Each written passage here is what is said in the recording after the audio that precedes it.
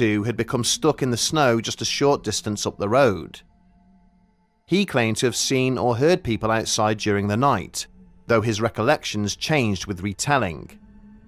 Beyond that, we can only infer. What is known is stark. The Montego was located not long after the search began, abandoned on a remote mountain road with a quarter tank of fuel, food, and maps still inside. But of the men themselves, there was no sign. It wasn't until June, many months later, that motorcyclists stumbled across a Forest Service trailer 15 miles from the car. Inside was Ted Weir. He had succumbed to the cold and starvation after weeks of survival, losing nearly 80 pounds in body weight.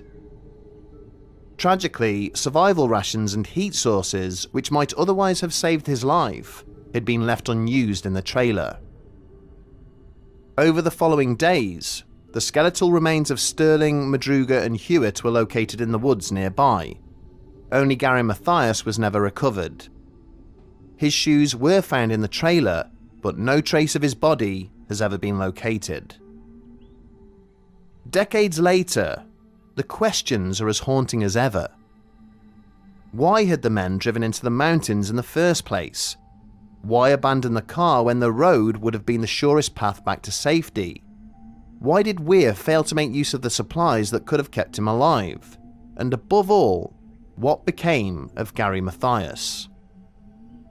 The facts in this case ceased to add up the moment their car turned onto that mountain road. From that decision onwards, every answer only seems to open the door to more unsettling questions.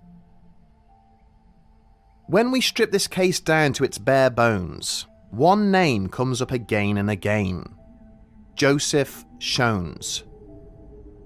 As the person who claims to have last seen the men alive, and the only one confirmed to have been on that mountain at the same time, almost every timeline, theory, and official record hinges on his testimony.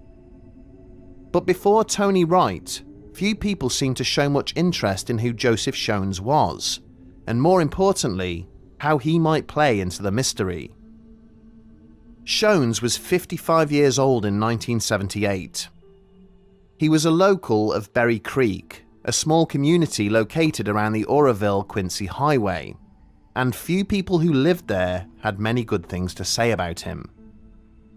Most described him as abrasive, even something of a bully.